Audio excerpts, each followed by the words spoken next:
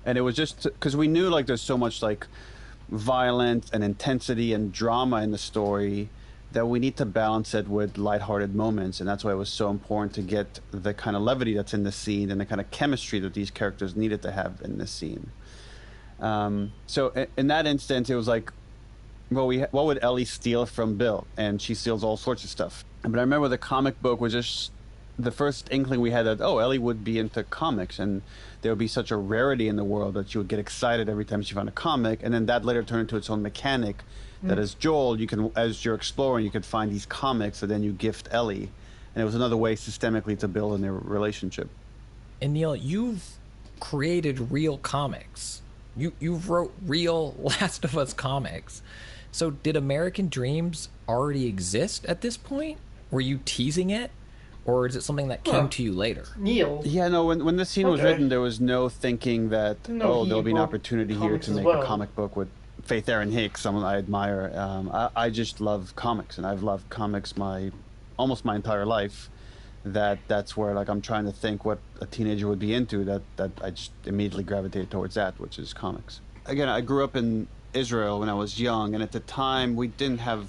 When I lived there were no comic book stores. So like one day my dad came back from the U.S. and brought my older brother a Batman comic, and I was like 7 or 8, and I was just blown away by it. It's just left such an impression on me. And then it was all about how do we get more of these things. And when we finally moved to the U.S., as a kid, I just collected like boxes and boxes of comics, and I could just devour them. Well, better than nothing. Oh, I'm sure your friend will be missing this tonight. It's light on the reading, but it's got some interesting photos.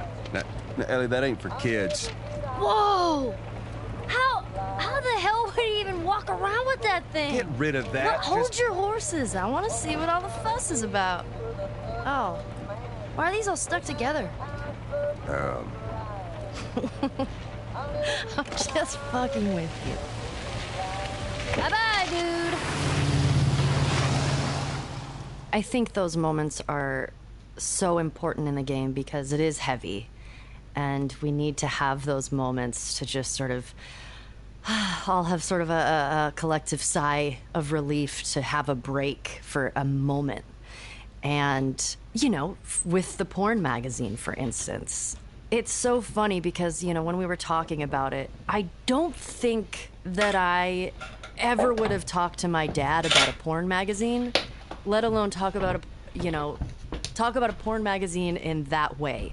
But that just shows how interesting Joel and Ellie's relationship is. And the whole joke where she asks why the pages are stuck together and he panics, but she's fucking with him. She knows. And it's so good because you think it's going to be a moment where Joel is panicking and he's like, oh man, I got to have the birds and the bees conversation with her. And she's like, nah, dude, I already know about all that shit. It's fine. It's just this beautiful sort of moment of him thinking, oh, I need to be a parent in this moment. And she's like, no, it's okay. I've raised myself to a certain degree. There's a lot of stuff that I already know. But we can joke about these things together because that's just what life is now. You know, we have, for us, it takes us a long time when we start forming a friendship or a relationship to really put our sense of humor out there. Because you don't know if your sense of humor is going to line up with somebody else's. If you say something, are they going to find that funny? Are they going to find it offensive? And sense of humor is such a big part of who we all are and the things that we find funny, which doesn't make any sense from one person to the next person. But I feel like being able to share that with someone is the biggest sign of comfortability.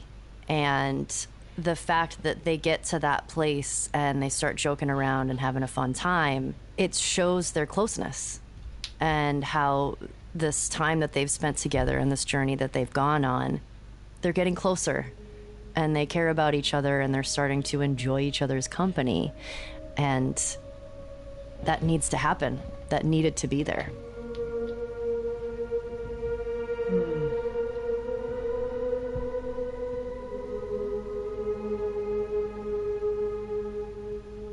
as we move through the game, the world becomes, or aspects of the world, there are still moments of levity, but aspects of the world become more brutal in terms of both the human enemies that we encounter and their ferocity, and also enemies like hunters. Easy. Please! Holy shit. Help! Are we gonna help him? Put your seatbelt on, Ellie. Well, what about the guy? He ain't even hurt. And the approach to what Joel and Ellie have to fight and physically combat. Is there an analogy there to Joel and Ellie's moral compass also sliding, or is it just kind of the mechanics of gameplay that we need new enemies for our players to kind of deal with? It's almost all those things. So we wanted to show there are multiple threats in this world. One is the infected, and it's almost like when you think of a natural disaster. There isn't someone strategizing how to use these infected to kill people. It's just nature is now killing us in large numbers. But then knowing when supplies get scarce and people get desperate, they can turn very primal and violent. Don't get away from us, huh? We're back, motherfucker! And we wanted to explore that both in the story and in gameplay. So, you know, when Ellie and Joel get to Pittsburgh, it's the first time.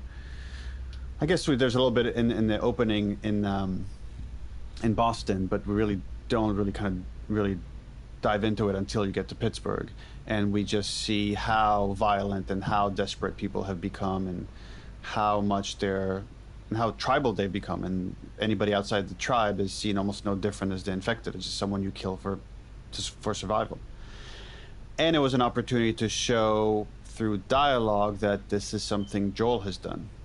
So I remember, like, as we talk about these different parts, I remember in my head when they came online, and you know, we started production of the game with Pittsburgh. That was like one of the first environments we've built, and worked our way out from there.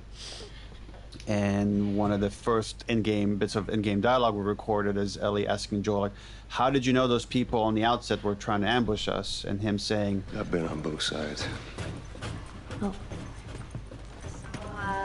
You kill a lot of innocent people? Yeah. We'll take that as a yes. Take it however you want. and it was just like, you know, it took a lot of time to get to that dialogue, but what I love about dialogue like that is it just all of a sudden your brain is filled with all sorts of backstory of like what this guy must have done to get to this place, and can he come back from that? It's like, it's just so it kind of fills your mind about who he is, and then raises interesting questions about where this might go. I think Joel looks at himself as a lone survivor. He's like, whatever you need from me, I'll do whatever you need. I'll do whatever I have to. I don't need a jacket. I don't need a badge. I don't need any kind of affiliation or fraternity, especially. And by the way, that's one of my people are like, what's your favorite line from the game? I was like, that's it. She's like, how did you know about that? And he goes, because I've been on both sides. All right. And it's said so offhand. It's just like, because, like, what do you want to know, girl? I'll tell you everything. I think that to recognize that play, to be able to, like a quarterback, look down the line and go, they just changed, and to throw that audible and be that you have been in that situation before and you will not get caught looking again. Oh shit. Come here, keep your head down. Right now, I'm gonna jump down there and I'm gonna clear us a path. What about me? You stay here. This is so stupid. We'd have more of a fucking chance if you let me help. I am. You seem to know your way around a gun. You reckon you can handle that? Well, I sort of shot a rifle before, but it was at rats. Rats? With BBs. Well, it's the same basic concept. Lift it up. You're gonna lean right into that stock, as it is gonna kick a hell of a lot more than any baby rifle. Go and pull the bolt back. Just tug it. There you go. And as soon as you fire, you're gonna want to get another round in there quick. Listen to me. If I get into trouble down there, You make every shot count. Yeah. I got this.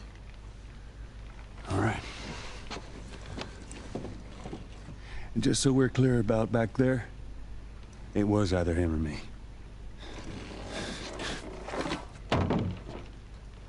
You're welcome. I love that Joel doesn't let her shoot until that point because she is a kid. And that feels very real. And, you know, oftentimes in video games, it's just like, yeah, give everybody a gun and let's just like go shoot up some stuff. But it's so real. And, you know, if this happened today, there's no way that you would give your 14-year-old kid a gun on day one of an apocalypse. And, I mean, at least I wouldn't. But that is such a huge turning point in the game and their relationship because it shows a massive amount of trust between them. And I think Ellie at that point already trusted Joel in terms of how capable he was and how safe she sort of felt with him to a certain degree. But it feels like the first time that Joel puts his trust in her and his life in her hands. And that lands with her. And their relationship is different after that. How can it not be? Yeah, and I think that is the key moment because it's Ellie going from this, you know, we've seen it so many times in video games, this character that the protagonist needs to escort and protect everywhere, to later that role totally reverses. When we sort of first started shooting the game, there was a lot of conversation. You know, I am a gamer, and as sort of your companion that you are carrying with you the whole time, sometimes it can feel like a burden. Sometimes, not every time. Of course, you fall in love with your companion character and you want to take care of them, but there are moments when you're playing and you're like, they keep like getting in the way and I keep having to go over here and save them, and obviously that's the game mechanics. But in sort of the discussions in when we first started shooting, there were a lot of conversations that we had and that I had with Neil where I was like, is there any way for her to be a little bit more capable or helpful? It's like, because I sometimes will get frustrated that like they don't have a weapon or they don't have anything to help and they're just standing there like, help me. I was like, I would love for Ellie to not be that. I know she's 14 and we have to keep that into consideration, but if there's some way where she could be more capable, I would love that. How'd I do? How about something a little more your size? It's for emergencies only. Okay. Well, we wanted to apply all this pressure on Joel and Ellie when they're in Pittsburgh and they're stuck in this city, and it seems like everywhere you turn there's this antagonistic force of the hunters or the infected trying to kill you, that you could easily turn into the same mindset as the hunters and not trust anybody, and anyone you come across, you kill them first, ask questions later. And we see the difference between Joel and Ellie when they come across these two people with Henry and Sam, and Joel's instinct is to just kill them because Joel has seen too much go wrong. It's actually the kids in this scenario of Ellie and Sam that bring pause to everything. Joel, stop! Look! Leave him alone. Easy, son. Just take it easy. It's all right. They're not the bad guys. Lower the gun. Yeah, I thought you were one of them, too. Then I saw you. If you haven't noticed, they don't keep kids around. I'm Henry. This is Sam. I think I caught your name was Joel. Ellie. How many are with you? They're all dead. Hey, we don't know that. We can help each other. Ellie. In a different mindset, but now when they take a chance on them.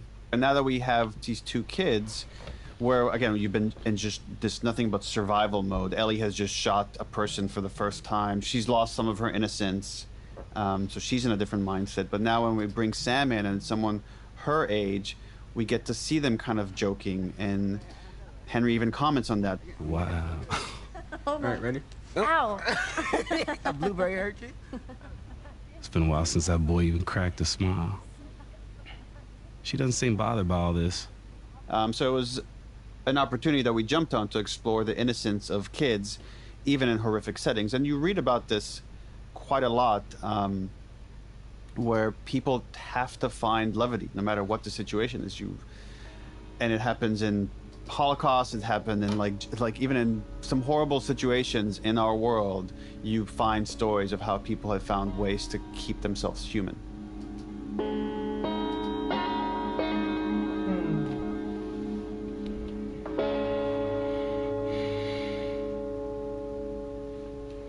So Joel and Ellie are going with Henry and Sam.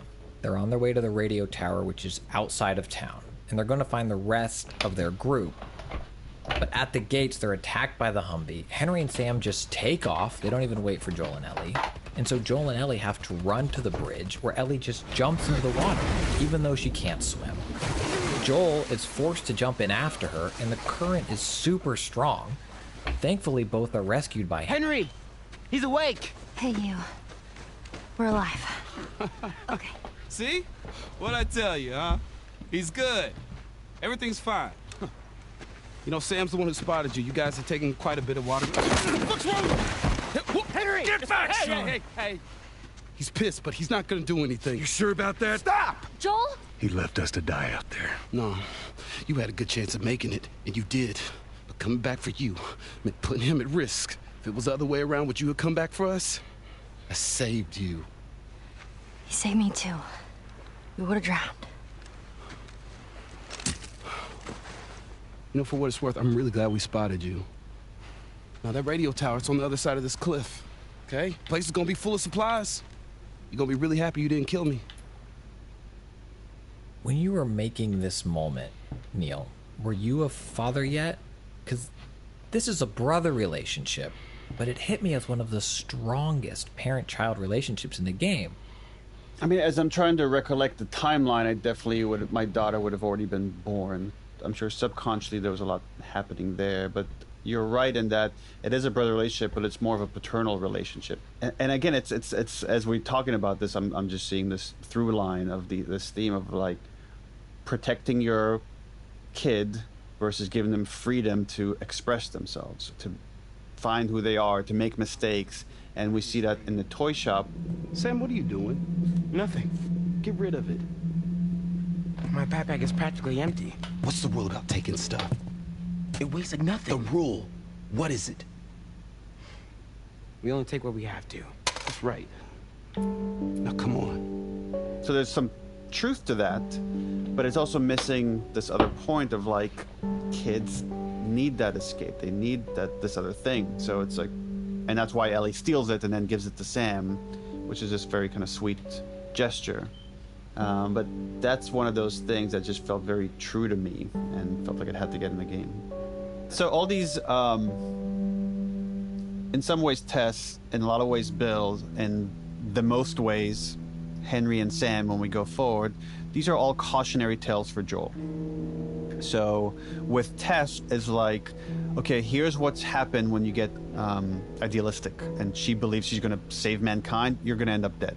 With Bill, okay, well, here's what happens when you're just about survival and about like limiting your freedom, and it's not about having fun or living. He drove his partner away.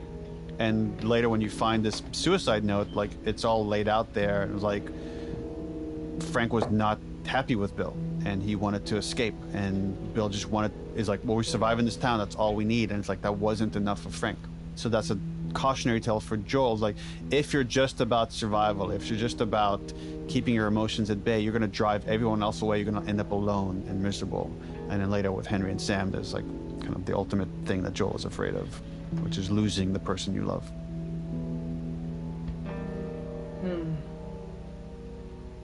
There's a piece of concept art that was one of the first, and if anybody has the collector's art book of The Last of Us, it's the kind of sepia-toned sketch. It's a picture of Joel and Ellie at a campsite, at a fire, and they're laughing. And I carried that picture with me every day to set because to me that was always the moment that we were trying to get to. Just the moment of levity, the moment of light. And the closest that we got was the scene with the beans. Shut the hell up. Dead serious. It was Tommy's birthday, and that's all he wanted to do is just rent 2 Harleys and drive cross country. Oh, man. This isn't just any regular motorcycle. Of this external stuff, you know, and that's what we need. We, at the end of the day, just need a basic human connection. And I think that's something that is very important to Ellie, because you don't have all of this external stuff. You know, she doesn't have going to the movies or staying at home playing video games or, you know, going out to the park and playing a game of soccer. It's all you have, and all she has is connections with people. And I think if you're someone who has dealt with loss, you realize how important that is. You know, and I think that's one of the main reasons why she gets connected with the Fireflies, because the Fireflies are simply trying to save humanity and save that connection. And I think it still goes back to her still trying to find meaning to all of that. Well, it's safe to say those two have officially bonded. Did Henry send you? No. Why would Henry send me? To make sure I'm not fucking up some People, but that person... Sam! Okay. I'll see you tomorrow.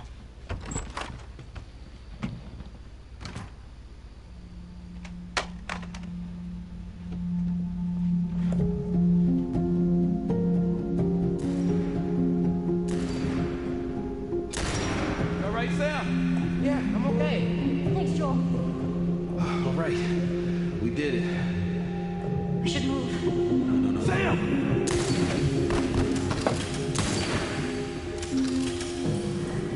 Sam, are you okay? Yeah, I'm fine. You sure? I said I'm fine. Come on, come on! Let's move!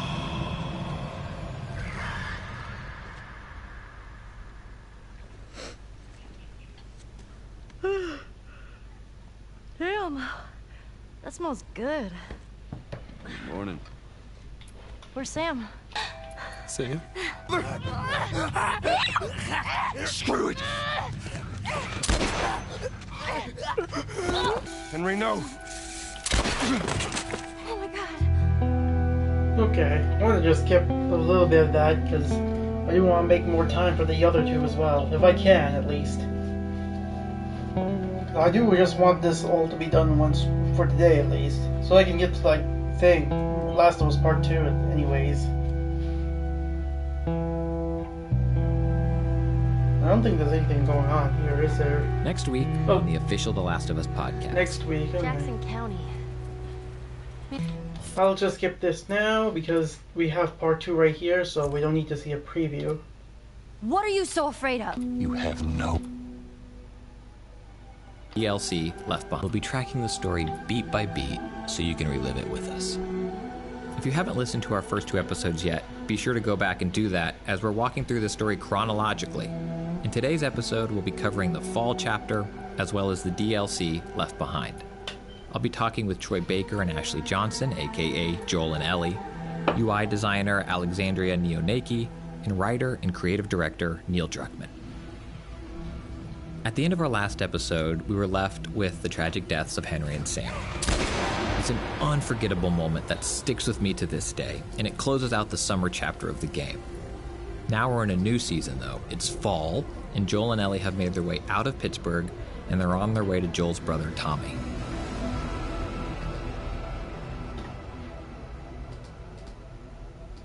I guess to talk about fall, we have to back up a little bit and talk about, you know, the whole summer section, especially Pittsburgh, is about Joel and Ellie learning to trust each other. It's like they don't like each other and they're learning to respect each other.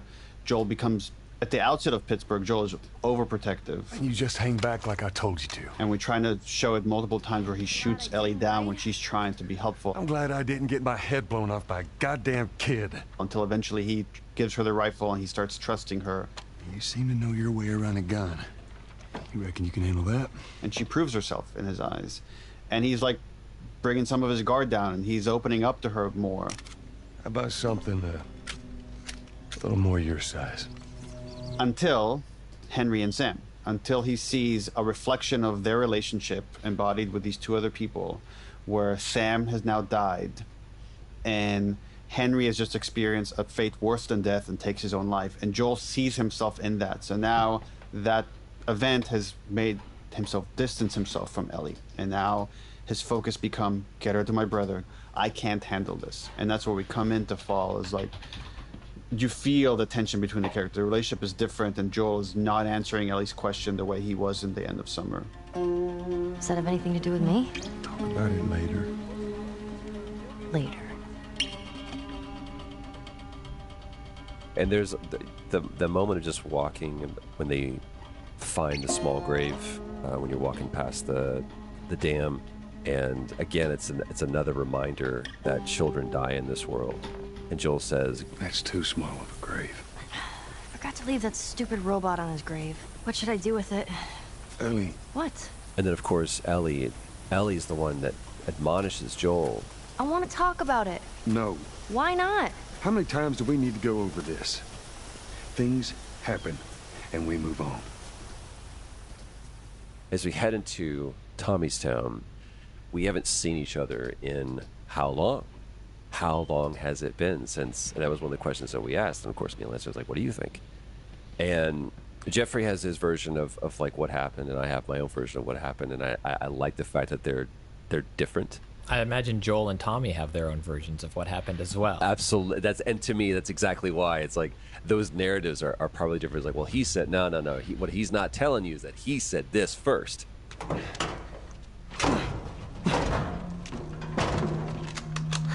Don't even think about reaching for your weapon. Tell the girl to drop hers now. Ellie, do as the lady says. Okay. Please tell me you're lost. Oh, we didn't know the place was occupied. We're just trying to make our way through. Through to where? But what Joel is expecting to find on the other side of that gate is for his brother to go, get the fuck out of here. They're all right. But you know these people? Know him. And instead he grabs him. He's my goddamn brother. Tommy. Holy shit. And Joel is so taken back by that. How you doing, baby brother?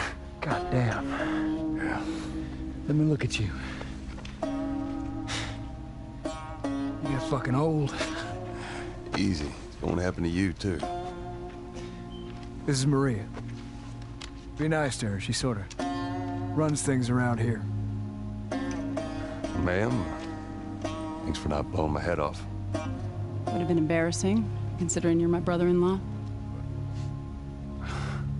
We all got to get wrangled up at some point. Ellie, right? Yeah. What brings you through here? It's kind of a long story. Why don't we bring him inside? Yeah. You hungry? Starving.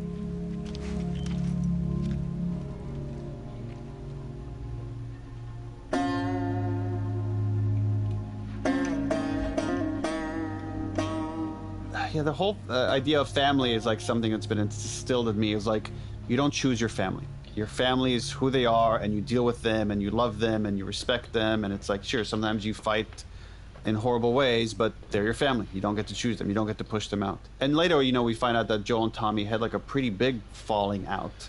And yet, when they see each other, they can't help but embrace each other and miss each other. And you, again, it's that idea of tribalism, and you could have overlaps of different tribes that you belong to, and here is one that's blood, his biological brother. So that was important to capture, especially knowing we're about to put them at odds with this request or almost demand that Joel makes of Tommy that take this girl off my hands. I've been on quite the adventure, little brother. I reckon it's got something to do with that girl. It's got everything to do with that little girl. Well, go on then. She's immune. Immune to what? I've seen her, I know, I've seen her breathe enough spores to take down a dozen men. And nothing. Now, I wouldn't have believed it neither, but I can show you. All right. I'll bite. Why bring her here? I was supposed to deliver to the Fireflies. The way I figure they're your boys, you finish the job, you collect the whole damn payment. I haven't seen a Firefly in years. You know where they are. Now, I'm not asking for much, Tommy. I just want some simple gear, enough to set me on my way. What makes you think I'd do this for you? This isn't for me, Tommy. This is for your damn cause. My cause is my family now. You ain't talking about some walk in the park here. Jesus, boy. Have Maria get some of your born-again friends to do it. They got families, too. Tommy, I need this. You want some gear? Sure. But I ain't taking that girl off your hands. I think that moment is that remembrance of Joel that this isn't a job. This is an investment in tragedy, and there's only one way this is going to play out. So it's a moment of cowardice of Joel. It's a complete abdication of everything of who he was as a father and who he is as a mercenary who is paid to do a job. And he's going to be neither of those things. And what he's going to do is he's going to pawn this girl off to, she's going to die, but I won't be anywhere near it when it happens. Is he afraid of losing Ellie in the sense of even just giving her over to Tommy? Is there loss there, or losing a mission? What does he have to go back to at this point? There's no test. Is there another gun run? Like, where is Joel? He's lost. He doesn't have, what is he going to go back to the quarantine zone? He can't go back there. No one's there waiting for him. Matter of fact, if anybody is waiting for him, they're waiting to kill him. Right. He can't go. Where does he have to go?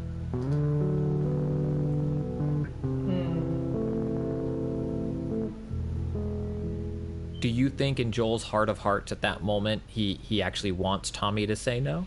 I think if it didn't go down the way it did and Tommy just said yes, Joel would have rode off. I really do, because that to him would have been like, this is what's meant to be. And when he tells Ellie, like, you'll be safer with Tommy, there's a part of him in that moment that believes that. The thing that kind of changes his mind is when Ellie says, everyone I have cared for has either died or left me. Everyone fucking except for you. so like that makes her feel safer, as being with Joel. Like she makes an argument of like, of course in the moment he doesn't hear her because he's just so caught up with her running away and her putting herself at risk. And it's like, right, it's like an angry parent. Every parent has had this, where you get so upset with your kid almost hurting themselves. Your kid gets frightened of like your reaction of like, because you're yelling at them or you're grabbing them by the shoulders. It's like, but it's because you're so scared for their safety, and you might be oversteering in your reaction. And that's exactly what Joel is doing at this point. Is this really all they had to worry about? Boys, movies, deciding which shirt goes with which skirt? It's bizarre. Get up. We're leaving. Come on. And if I say no, I get infected. Everyone I just gotta skip. I love that scene. That's one of my favorite scenes that we actually shot. And I believe that it's one of the most important moments in their relationship, because they both, to some degree, are opening up about some heavy stuff. And granted, it's a bit of a heated exchange, but they're getting stuff out. They're both trying to figure out how much they actually do care about each other. And it was always interesting to me that Joel assumed that Ellie didn't know what loss was, because how could you not know what loss is in this world? I mean, everyone has lost someone. But you can choose to not let people in, because if anything happened to that person, you'd have to experience that loss again. And Joel has learned to cope by distancing himself from people on purpose, and Ellie has absolutely thrown a wrench in that. But it's interesting to me how they both have recovered from loss. Joel with deciding to not let people in, and yes, Ellie is only 14 years old and hasn't had as much life experience as Joel has. But what's refreshing about that is she's on the other end of the spectrum. Yes, loss is hard, but we need people, and I'm gonna let you in. And Joel is pushing it away, and Ellie's forcing him to realize that he does need people, and you're gonna be hurt anyway, so you might as well be surrounded by people you care about. Ellie knows this about Joel. She's not stupid. She's young, but she sees his pain, and she asks him what he's so afraid of because she knows. She's trying to make him talk about it, and that's why she says, I'm not her, you know. And she's smart. She puts two and two together, and she doesn't want to go on the rest of the journey with anyone else because at this point, she cares about Joel and she trusts him. That moment was a baptism for both Joel and Ellie, and they were the people that they went under the water, and they came back up and was like, all right, I'm in. I'm fully in. We leave Tommy's town. There's the reconciliation there. There's forgiveness there, and it's like, all right, I'm going to do what's right. I'm going to do this thing that I'm going to do, and I'm going to follow through on this. There she is. Where is this lab of theirs? It's all the way out, University of Eastern Colorado. Go Bighorns. Ellie, get off your horse. Give it on back to Tommy. I'm gonna hang on to this fella, if that's all right with you. Go on, don't make me repeat myself. What are you doing? Your wife kind of scares me. I don't want her coming after me. Sorry for stealing your horse. Well, come back to town. Let's discuss it at least. Tell me, my mind's all made up. University, Eastern Colorado. How do I find this lab? It's in the science building. Looks like a giant mirror. You can't miss it. You take care of that wife of yours. There's a place for you here, you know? You good? I'm good. Adios, little brother.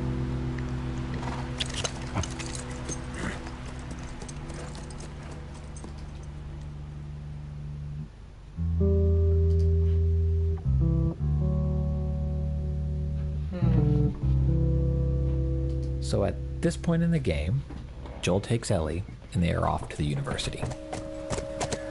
Hey, over there. Is that it?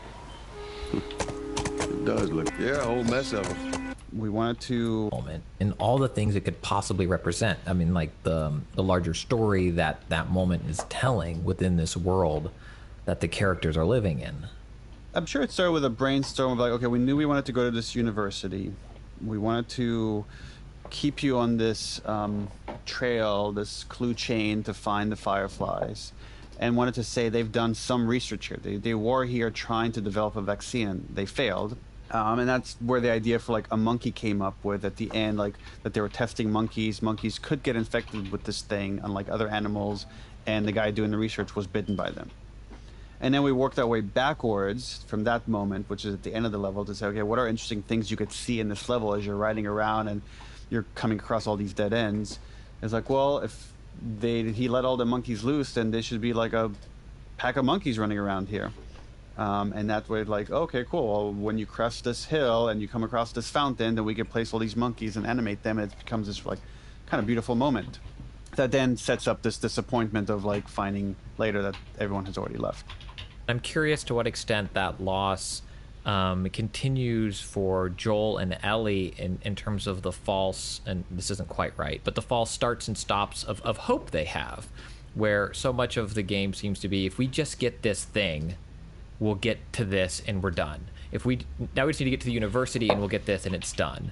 And feeling that loss each time, what keeps them going? Why keep marching, and why not pull a Bill or pull a Tommy and you know, put a tent down somewhere and give it up? Yeah, and the answer is each other. That I guess for Ellie maybe it's a little more complicated. It's finding purpose in the loss. That's what drives her. And every time they experience another loss, it's more of a drive to finish this. It's more of a reason to keep going, not less of a reason.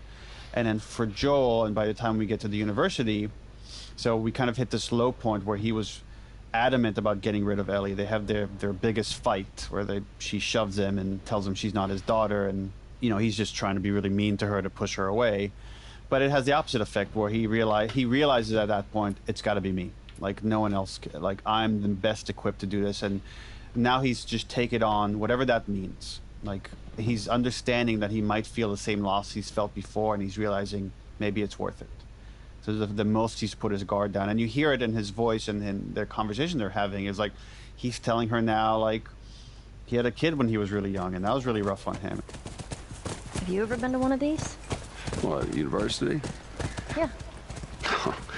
No, not as a student, at least. Why not? Want the steel? Being cruel writers that we are, we're doing that knowing that Joel is about to get impaled on a rebar and pretty much die as far as the player knows. Yeah, when the definitive edition or whatever, another collector's edition comes out, I want the steel case with the back of the box quote to be by you, and it says, "We're fucking cruel writers. Please enjoy The Last of Us Part 1." But I mean, like, we laugh, but to me, those are the best stories. So you took us there, and I think it's a great place to continue the conversation of you gave them hope. The team, Naughty Dog, the story, gives Joel and Ellie hope through the recordings. They're looking for the Fireflies. They've all left. Yeah, no shit. I'm dead. Or I will be soon. They find out where the Fireflies are going. They have their breadcrumbs. Hansel and Gretel are on the path. Everything's looking, here comes Mr. Brightside. Good luck with that. Do you know where that is? I know the city. Is it far? It ain't close. I mean, on horseback.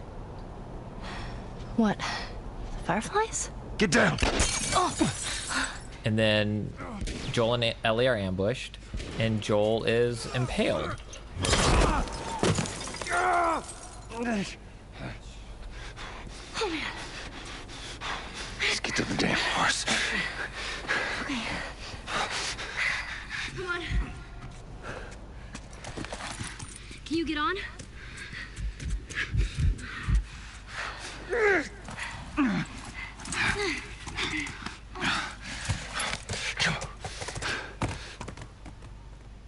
It feels random. In the moment, it feels like, oh, it's just another group of hunters trying to kill us to steal our stuff. It's some faceless enemy, even though it is human.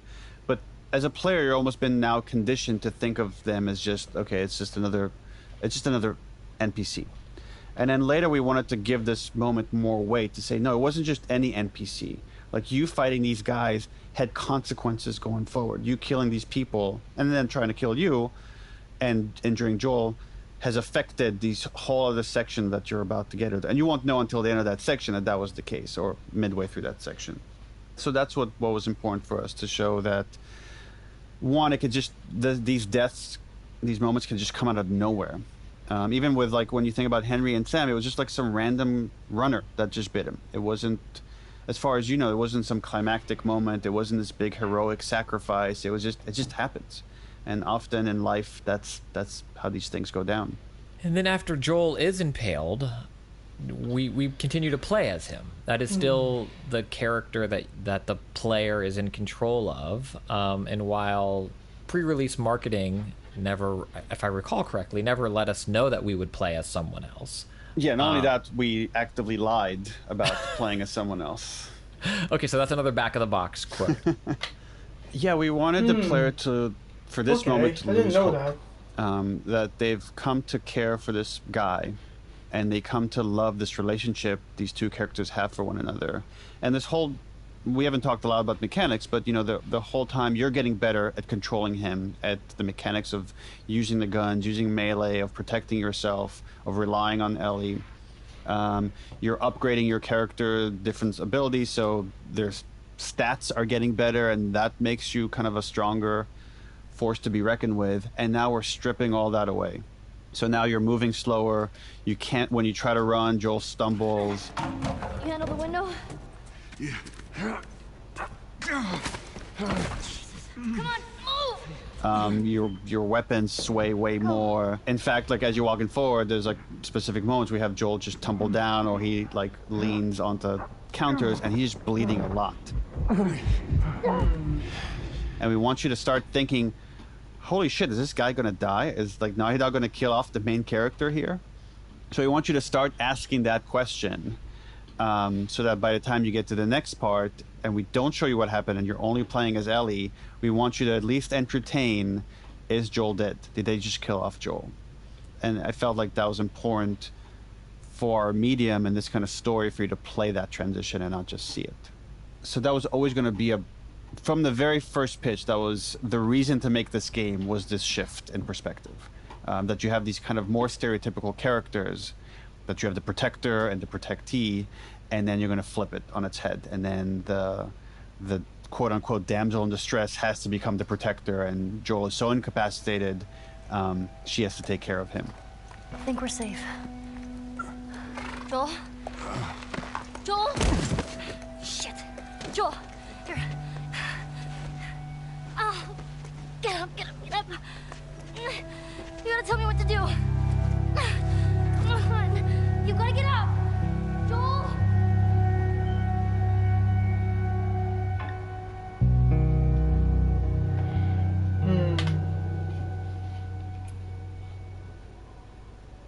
You know, Ellie learned so much from Joel, and in that part of the game, we really see how much she's grown, and it shows how important their relationship has been, and we also see how fiercely loyal she is, and she wants to protect him and save him, not just to finish the journey, but because she cares so much about him. And of course, there's an extra layer of worry and anxiety now because she feels responsible, because this is post that conversation of her being like, hey, let's be there for each other. I think she needed that time of him not being able to tell her what to do for her to trust herself to grow. Of being like, hey, you're on your own. I've taught you as much as I can. Not that he put her out on her own on purpose. But I think she took all the knowledge that she learned from him and was able to help him and protect him. What I love is that it didn't just slam to black, but that there's this moment that's delayed so that Joel could witness the fact that he is no longer capable of protecting her, which forces her once again to be in a situation where people are trying to kill her, and she is the one that ends up killing, and she does it so brutally and dispassionately, and she becomes we get to witness firsthand through those, you know, in and out of consciousness moments of Ellie becoming the protector. What do you think Joel learned in those moments?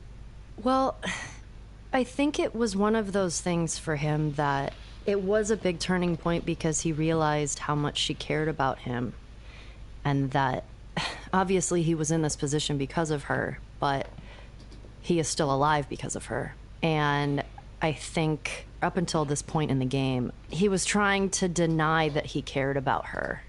And I think he realizes, I care so much about this person, and that sets up the rest of the game of the decisions that he makes, where he's like, oh, this relationship is so important to me, I will do anything to keep this, because I've forgotten about this, and I've forgotten the importance of this.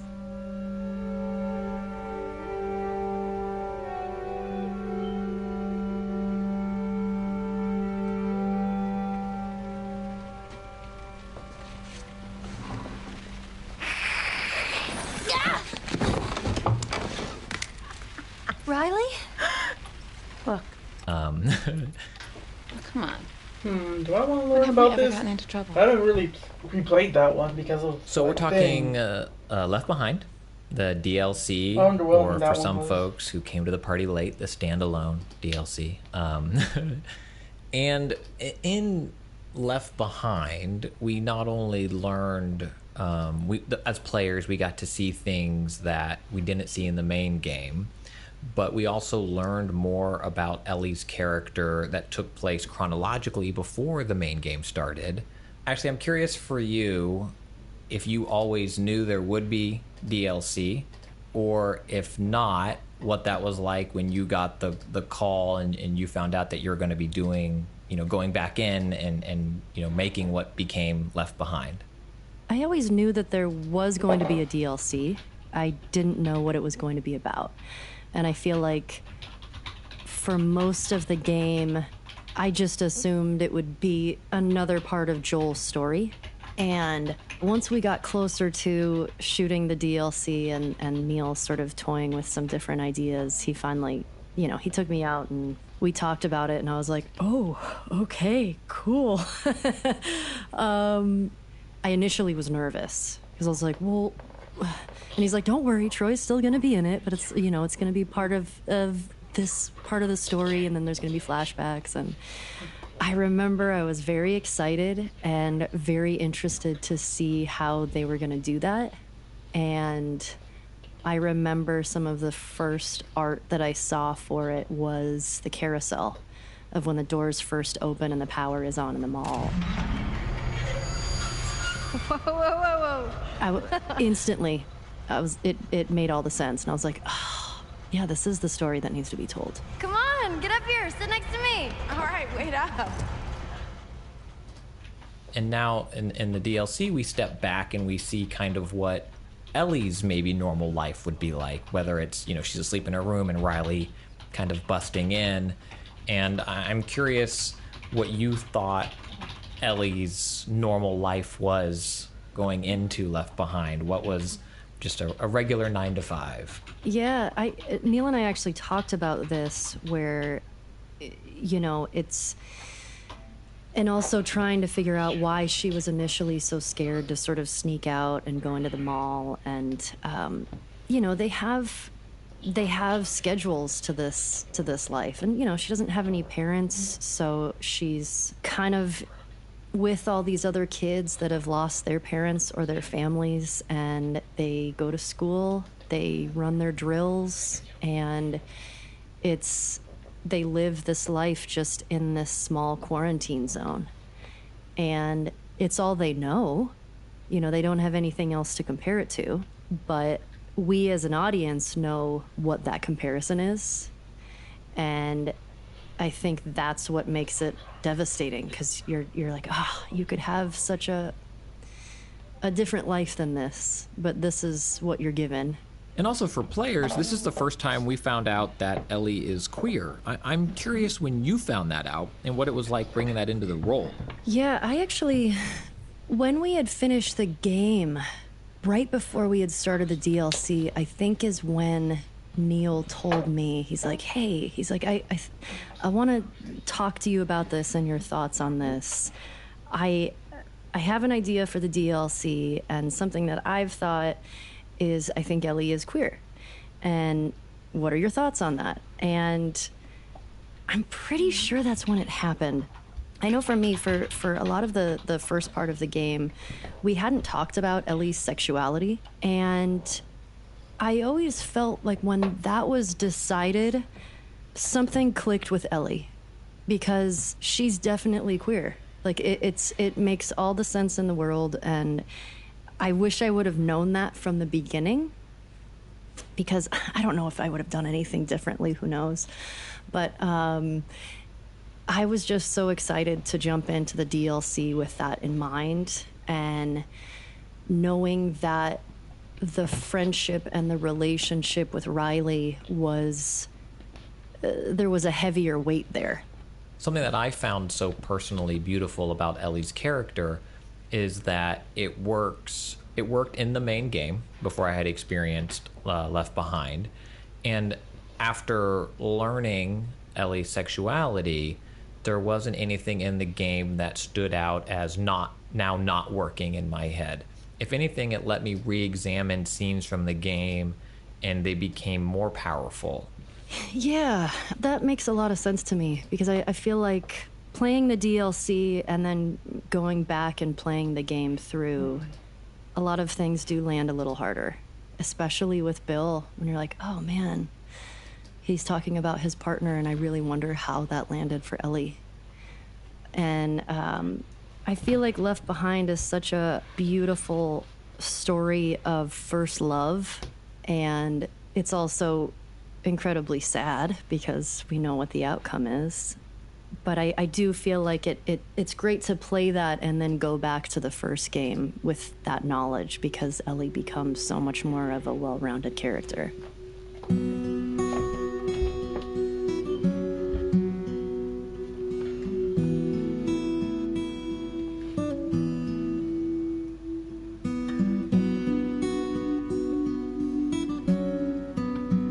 My name's Alexandria Naonaki. On Last of Us 1 and Left Behind, I was the UI designer. So I'd love to start with what your day-to-day was. It was a lot of trying to compress years worth of work into months, and so it was like I would do these like wireframe mock-ups, and I would bring them to Bruce Straley and Neil and be like, hey, like, what do you think of doing something like this for the weapon cross, or what do you think of something like this for crafting? And then I'd even try doing like some real minor scripting to try to make stuff work. So it was very like fly by the seat of your pants and like really chaotic. And then the next day it would be like, okay, let's look at it. Let's talk about what works and what doesn't work. Let's play through the game and feel it out. So it was very game designy, much more than like on the art side of things. And it was very collaborative. It was a lot of getting out of my seat and working with Neil and Bruce and the other designers as well and programmers to try to get it done and get it as good as we could get it with the limited resources we had and the limited time that we had. So you mentioned kind of the weapon wheel or the weapon selector and crafting. What are other UI moments that players have likely seen when they experience the game that maybe they didn't think of as something that needed to have art and design and that stuff associated with it? The things I think a lot of us maybe just take for granted. I mean, anything that's giving you the player kind of game-specific information. So the little icons at the bottom that tell you what weapon you have equipped, how much ammo you have, if you're able to craft something. So every little, it's that like layer on the screen that's between you as the player and the game itself. It's like the thing that you are actually interacting with in an attempt to interact with the game, I guess, if that makes any sense. All the menus. So including multiplayer in factions, I did all of the menu design for that and any of the UI that ended up in factions as well. You don't know how many people just let out a cheer when you mentioned multiplayer in factions. Yeah, the Last of Us multiplayer is awesome. It's so good. Do you think there were more challenges in making UI for a game that is so grounded in realism versus whatever your example would be of like a video game where numbers are flying off of things, you know, and it can be bombastic and whatever because it's not this grounded universe? I think that's twofold, because there were definitely people in the studio who wanted to have that more like classic video game thing, especially if you look at something like multiplayer. Like, you know, you're kind of used to seeing certain things in games like that, but there was kind of the blessing of there not being enough time, and so we had prototyped some stuff that for the UI that had a bit more of like texture to it, but because we had so little time, it was easier for me to push that. I like really minimal stuff. I feel like you notice it less. Like if something's really tactile, it kind of starts to stand out, especially because you can't control how the user's going to see it. Like if they're looking at it against like a bright sky, it's going to look different than looking at it against like a dark, like going through a tunnel situation with a flashlight. So minimal stuff can kind of reduce some of that a little bit, and it helps it blend into the background a bit more, so it's not pulling attention to itself. And so I had known that that's what I wanted to do with it, and most people as well in the company knew that that's what they wanted to see with it, very minimal, to allow more attention to go on the story and the art in the game. But of course there's people, and like because Naughty Dog, everyone gets to have a say. Like sometimes you'd get people that were like, you know, oh, I like it when games look more like the World of Warcraft type of UI, and it's like, okay, well, it's a different style of game, and we don't have time, so we're not going to do it. So yeah, it was kind of a blessing. Let's take a minute to talk through Left Behind, because it serves the purpose of filling in a gap both in Ellie's backstory and also the moments in the main game that we didn't see of her taking care of Joel. For many players, myself included, who played The Last of Us Part 1 at launch, it was a chapter we all played after having experienced the ending and, you know, feeling whatever it is we felt towards Joel and Ellie. I'm curious your take on how that after-the-fact experience maybe colors players' perceptions of the end and what that moment of caretaking was like for Ellie in Joel's time of need.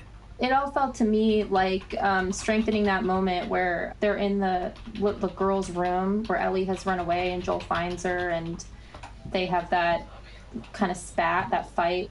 It kind of strengthened that for me where it's like, okay, Ellie, like, that you don't really get much into how much loss Ellie has experienced. And so to me, Left Behind was about that. It was like, Joel's not the only person in this world who's experienced extreme loss. This very young girl from a very young age has had nothing but loss in her life, and that's obviously affected her. On the DLC, the thing that I did the most was in-game branding, so like fake mall logos, and I even did like fake Twitter accounts and all this stuff because it takes place in two malls. There's like the Colorado Mall, and then there's the Boston Mall where she's spending time with Riley. So the Colorado Mall, which is the mall where you're trying to scavenge stuff to help Joel, is an older mall.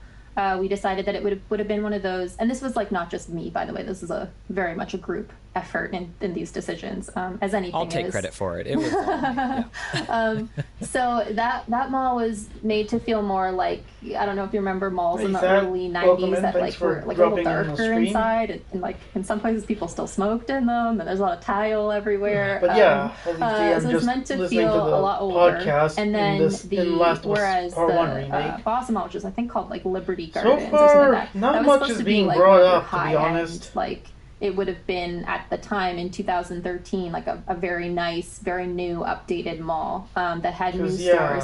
It was really interesting, the stuff that I went through with trying to come up with these, because like a lot of the branding that I ended up doing would be stuff that like I wouldn't make that choice to do as a designer. Like if I was doing someone's branding, I wouldn't use the fonts that I use, and I wouldn't I did on purpose bad kerning in some things because it was like, well, that's what real malls look like, and you want to make it so that it doesn't feel too noticeable. So that was more Colorado Mall, was very kind of like, you know, mom and pop stores that had cropped up in this mostly dead mall. And then the Liberty Boston Mall was like, there was like a doll store similar to like an American Girl doll store, and like there's a Swirls yogurt, like frozen yogurt, which has obviously been popular since whenever, but was very popular back in 2013 when it hit like its peak of everyone getting really excited about it. So yeah, it was like a lot of thought went into that, the type of stores that she was going into and what colors are being used in the two malls, how those color palettes played off of each other, so that you would know, since we were jumping around in time, you would know like, okay, now I'm in the Colorado Mall versus the Boston Mall. Yeah. You ready for this? What are we doing? Riley and Ellie saying, see you tomorrow, to one another as they go their separate ways. And I think a moment that kind of led up to that, as we kind of build to this crescendo, if you will, is Riley and Ellie dancing. Ellie's Walkman Riley finds a way to play the music from it. I believe, correct me if I'm wrong, but I believe I saw, was it concept art that you drew of that moment of the two of them dancing? Is that right? That was actually after the fact. That was it's kind of fan art, I guess, but it was for the Gallery Nucleus show that we did for the 30th anniversary. It's such a beautiful moment. What inspired you to make that piece?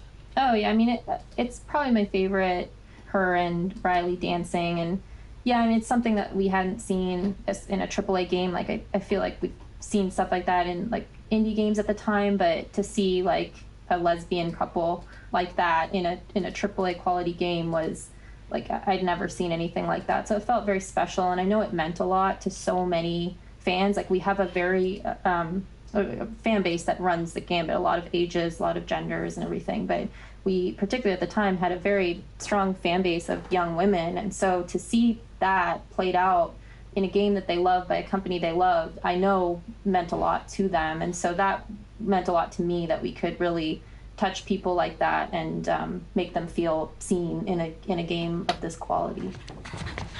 What is that? Hey, what's wrong? Don't go. Like, all right, I'm gonna break this down for you. Man, for a second I thought I was gonna play it. Close your eyes. You're playing as the unstoppable Angel Knives Blades. It's beautiful, and even when I replayed it recently, I was like, oh, I wish this would have ended differently. But then I know we wouldn't have the first game. But she taught Ellie a lot in the time that they knew each other. Of like, yeah, life is hard, but try to find some happiness somewhere. And Riley's doing that the whole game. She's like, come on, get out of bed. Let's go. Like, well, I want to take you someplace really super awesome. I remember Neil sort of breaking down what was going to happen in that moment. And, you know, for me, shooting the scene, I was just standing in front of, you know, like a big block of wood, and then just like pretending that I'm doing something, and then like, you know, eyes closed, and then Yanni was like talking to me about the game and doing her whole bit, and I literally was just kind of standing there, like acting like I was playing with controls with my eyes closed and smiling every once in a while, and you know, trying to sort of visualize what I think Ellie was seeing. But when I actually played it in the game, I was like, ah, this is such a good idea. Yeah, so far, it's I'll such be a honest, cool game I'm not mechanic learning because a whole lot from these podcasts. It also shows how much Riley cares I thought about the videos Ellie, those were interesting because she enough, knows but so far, she the podcasts has haven't been really wanting given to me play that something much like to this, like really work and with. she gives her that Who knows? Hopefully, experience part 2's in her like own way, thing, and that's why you're like, commentary, ah, Riley's behind the the scenes fucking stuff will, best. will And it much makes interest all me the more. sense We'll why see. Ellie has feelings for her, and she loves her, and she wants to hang out with her all the time. And I love that moment, because it's such an act of kindness and happiness that Riley wants to give Ellie. And I think all of those moments, you know, with the carousel or with the Halloween masks or even in the photo booth, and those moments feel so special because we as an audience know they're so few and far between. I want her to have these moments. And I love this DLC so much, and so much of it is because of flopping the game mechanics of like the water gun fight or taking the brick to have it be like a contest of breaking the windshield. And I think it's very, very clever, but also story-wise, it lets us know so much about Ellie and how important Riley was to her in her life before meeting Joel, and her life before being defined by being immune, which I feel like when that happens, you know, which we don't see at the end of the DLC, but we know that she never turned, and we don't know the horror that she saw with Riley turning and nothing happening to her, and how she got out of there. There's a lot left that's unsaid that we can only imagine how hard that must have been. The weight that Ellie will always carry with her of like, well, why didn't that happen to me too? Or like, I wish I could have done something. I wish I could have helped her. I wish we would have left earlier so she could still be here. All this is playing. And I Well, I think don't know if the I should. fact that I'll be honest, they like, not kissed much is right before just they being ended up learned getting around attacked, this. I think it's... But that does get explained, that was though, the first why time Ellie Ellie's experienced immune that. in, like, It was her the first HBO kiss, show. her first crush. So I might as well and bring that up. that probably doesn't happen a lot in this world, of connecting with someone physically and emotionally like that, because it's intense. It's too hard to sort of have that, you know, and Joel talks about this with Tess in the game, of like, you know, getting close to someone is good for one thing, and that's... I do have to, because I do know the next one's gonna be a lot Let me tell you longer a than story. this. Once upon a time, I had somebody that I cared about. Really big role. It's one human emotion that we've all experienced in some way. And I lost my dad when I was 16, and it's so weird at that age to try and think of the important conversations to have that you know are going to be your last.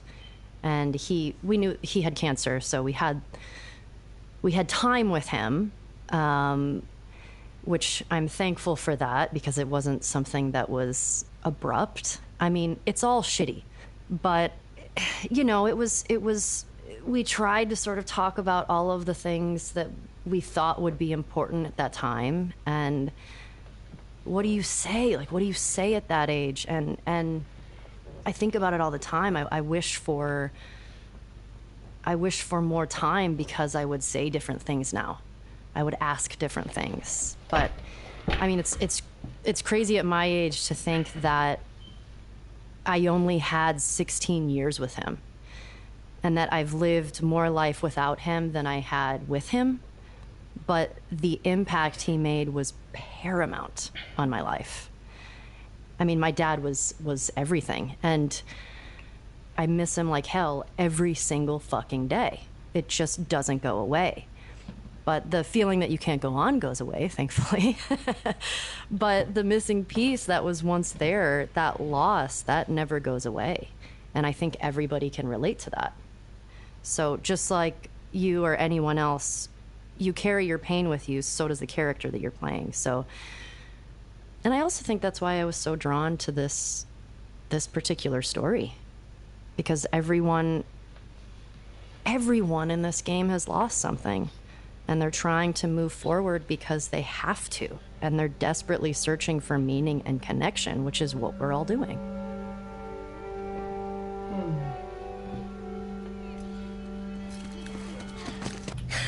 For what?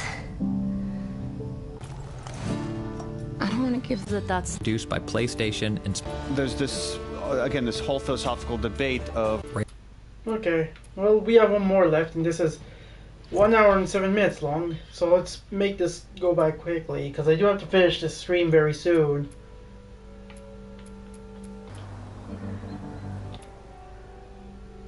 life, and how there's nothing she won't do for the ones she loves.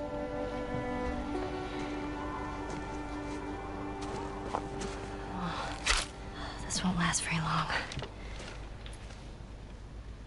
Winter is my favorite. Again, that beautiful moment when we see the snow on the ground, the beautiful little cute bunny. Just visually, yes, that makes sense. And then just the arrow, and that has been shot by Ellie.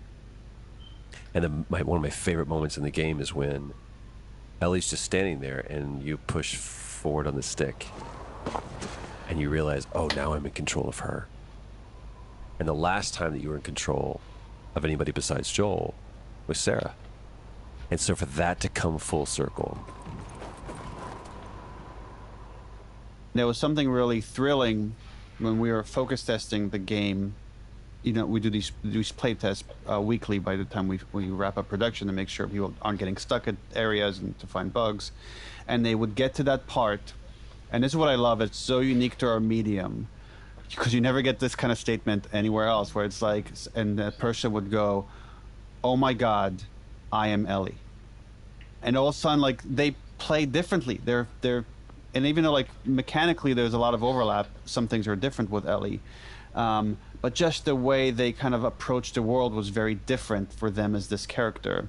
And all of a sudden you create all this new empathy and connection to this character that you didn't have before. And it's just something really beautiful about our medium, about games.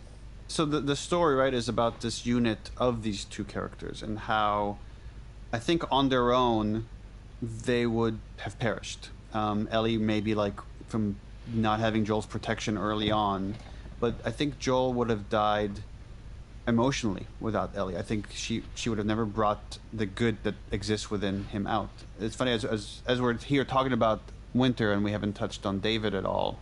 Name's David. This here's my friend James. But from a larger group.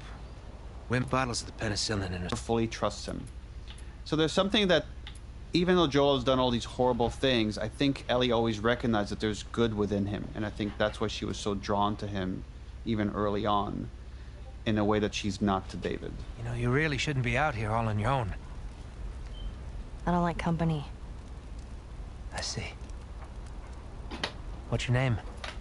What? Hey, let me show you part of the game.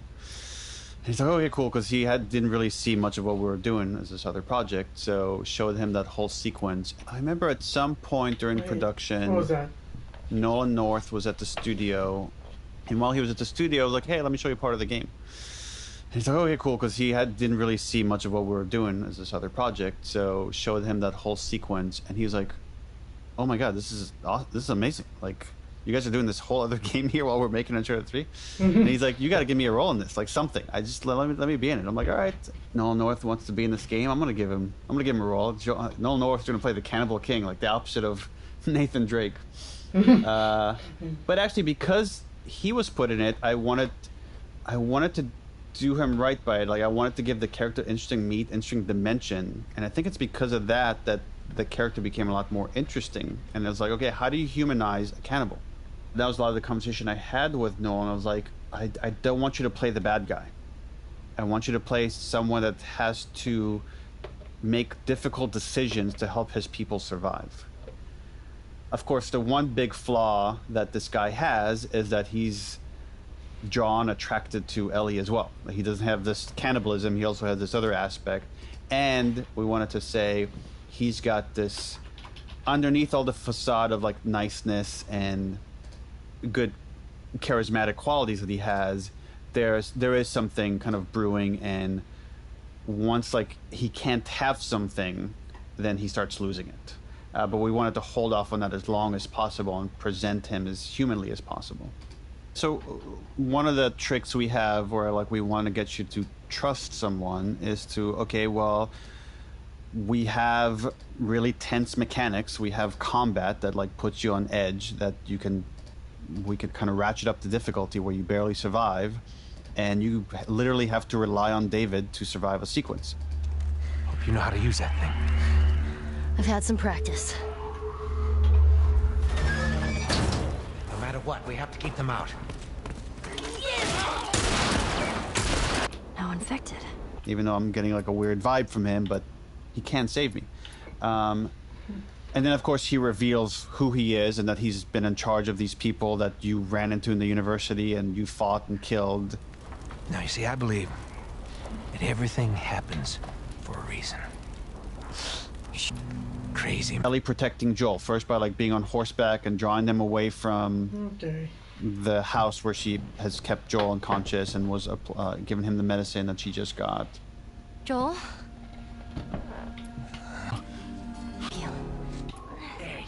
I think that we see his truest nature. That you don't. David is not someone to fuck with, but I don't think that he's just like snowblining her the entire way. I think that he genuinely is like, come be a part of us. I'll look after you. I'll make sure that you're taken care of. And yeah, you're probably going to eat, Peter over there eventually. I mean, it's some heavy shit. So it's like, I remember I read all of those scenes and I was just sitting at a TGI Fridays like, oh my God, this is intense and I can't wait to shoot it.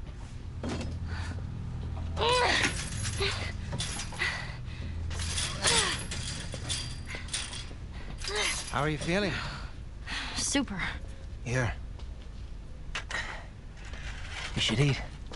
I know you're hungry. Been out for quite some time. Convince him of what? Or is it the same and it's just then unleashed? Boy, that's a good question. I think for me, and Neil and I kind of always joke about this, and not to reveal too much about myself, but I can be a very angry person. And that's an emotion for me as an actor that is very accessible for me. I'm not saying that's a positive thing, but I know that that comes from loss for me. Because it's this place in me that had someone taken from me too soon, and that rebellious anger is still in me. And I think it will always be there, and I kind of don't want it to go away, because there are times where I feel like I want it there. And sometimes it's not great, but I think most of the time that's the part of me that is able to defend myself and stand up for myself in situations. Wakey. Come on. What makes these beats interesting is that to say, okay, when Ellie's captured by David and he's chasing after her and you have this whole boss fight in this restaurant that's on fire and you're playing that and you're feeling the tension of that and you're feeling that you don't have the equipment necessary to defeat this guy, like Ellie is this kid and here is a guy that has a gun and a machete and he's coming after you. And then Joel comes back to life and you're playing as Joel. Oh, Christ. I gotta find her. I gotta find her. Door and save her. Okay. And kill David and then they'll be okay. But it was important for us not to do that, to say, no, Ellie's going to save herself. Like, she actually saves herself before Joel gets there. And actually it became more interesting that Joel saves her emotionally and not physically. That, again, those roles have shifted, where, like, in the past, Ellie was the more emotional, mature one and was able to lean on Joel, and now Joel is having to take on that role instead of the physical protector. That we saw that Ellie is just as capable. So it was important for you to play all the way through and feel that. So then we get to that moment where Ellie is, yes, she has shot people, but it has all been in a defense. But this moment, she got David, she incapacitated him. And where Joel finds her is the moment where she transcends just incapacitation and it goes into punishment. It goes into this cathartic, I'm taking this out on everybody. This is for Riley, this is for Tess, this is for Sam, this is for Henry, this is for my mom, this is for everybody. This is for this world.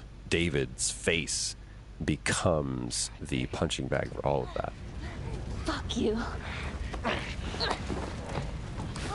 And the audience needed to see that. And she's taking all of the knowledge that she's learned from Joel and the life experience that she's had up until this point, and it shows how strong her will to survive is, that she just doesn't give up.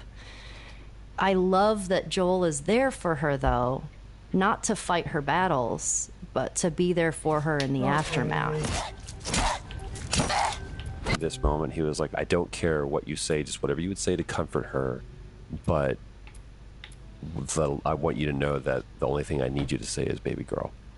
The fact that is, now we see Joel the father again. Whether it was a skinned knee from soccer practice with Sarah to this moment, there's one thing that Joel knew how to do very, very well, and that was to comfort in the time of pain. And it's such a big moment for also the audience too, to see that, of like these two people that have gone this whole time without really, not showing affection to each other in the ways that we do in the world.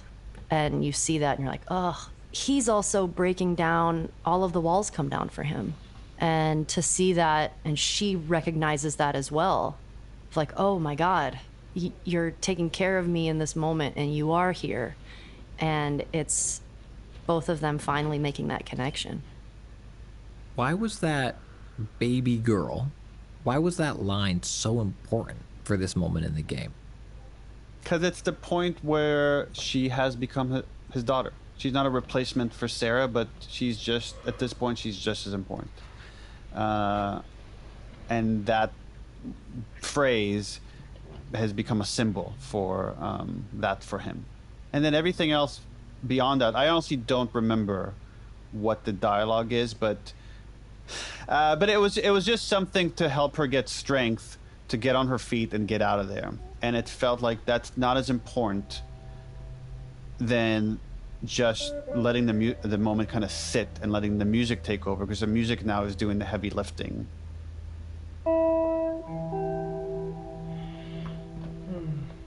And we play it again at the very end when he's carrying Ellie out of the hospital. And it's done that way by design, because we want your mind to subconsciously go to the moment Sarah dies and string these moments together without us being explicit about it.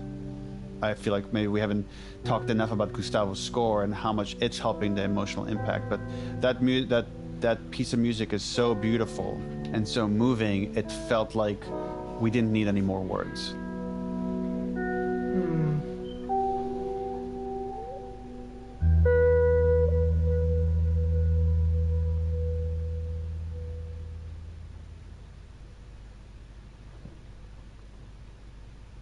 My name is Gustavo Santaolalia.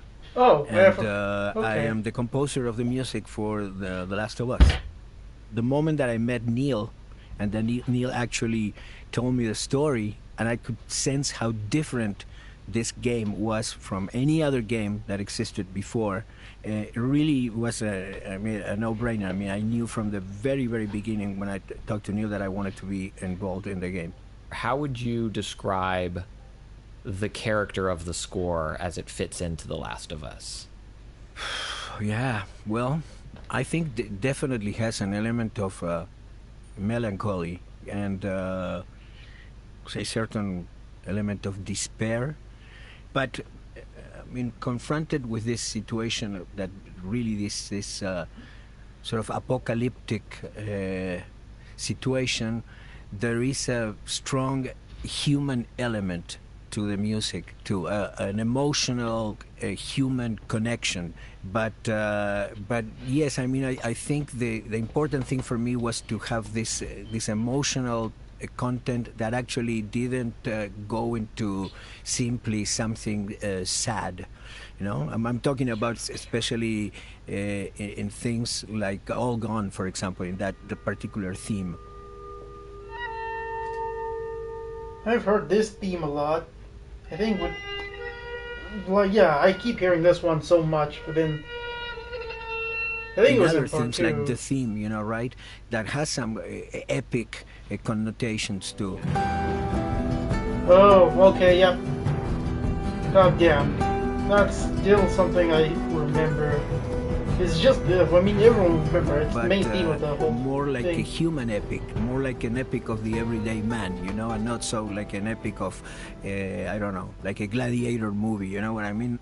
I will create pieces that I really don't know to what character they belong, but they are inspired by them, you know, not necessary. I think some of these things Neil actually had more clear than I, you know, but I do know that, for example, for me, the Ronroco,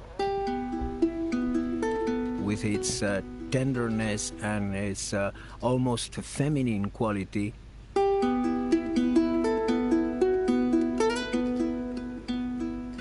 I had a connection with the Ronroco with Ellie, you know?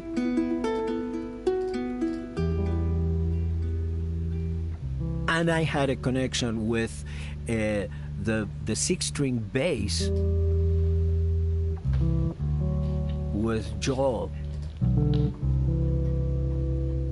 And I guess the guitar kind of connects those two worlds. Basically, that in the timbers, I will connect the Ronroco with Ellie and the 6-string bass with Joel, and the guitar kind of like in between both of them.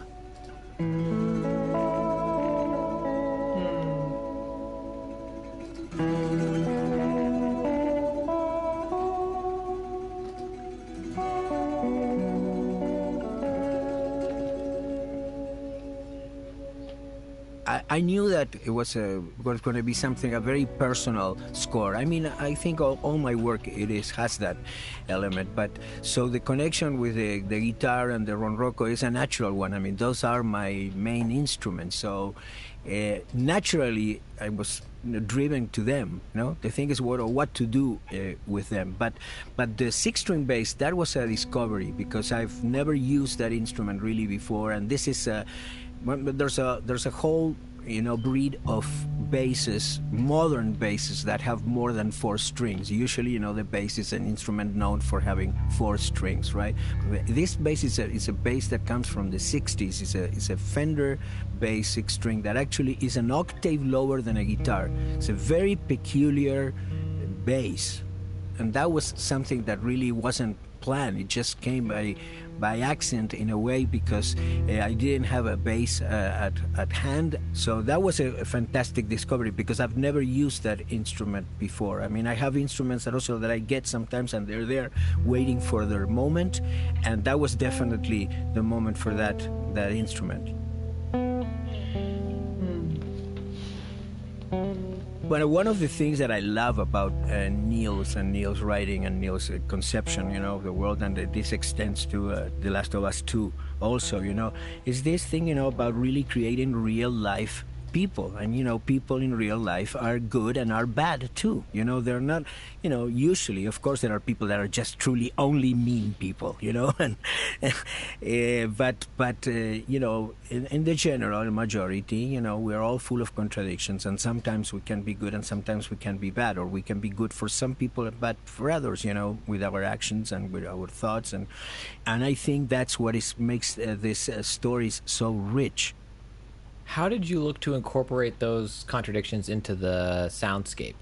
Sometimes, I juxtapose something that can be very, very, very spiritual and very soothing with something that is very brutal, something that is very rough. I love working with the roughness too. The textures or sounds or noise. One of the things that I love is to actually, people try to avoid the noise of the amp, for example, that you have the 60 hertz or something that is there, or the noises in the guitar, between notes when you slide from one note to another one. Those are things that I treasure.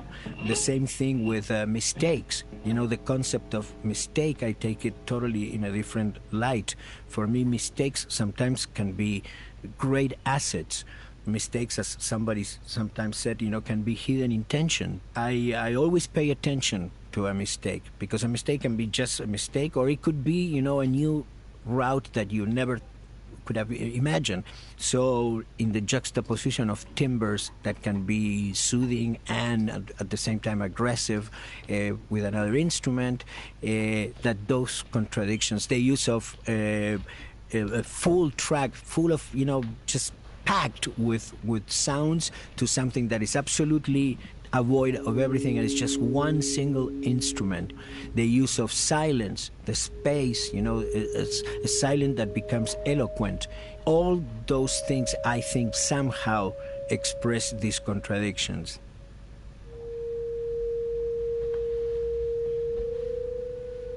What do you hope people remember about the game and their experiences with it as after they've experienced it? One thing I'm sure is common to all of the people is that they all have been emotionally touched by the game, and I think that's a very different thing, and something that The Last of Us can be proud to achieve. Is something that will be definitely remembered, because I think sometimes, perhaps, in 20, 30, 40 years, I'm not going to be here, but people will hear the theme, and will say, oh, remember when we used to play, The Last of Us, and everything that will definitely connect with that emotion that they had, and that emotion, in this case in particular, because of the relationship, is an emotion that is connected to love. And I think that's what people are going to remember, that love and that connection that the characters had between themselves and that they had with the characters and with the game.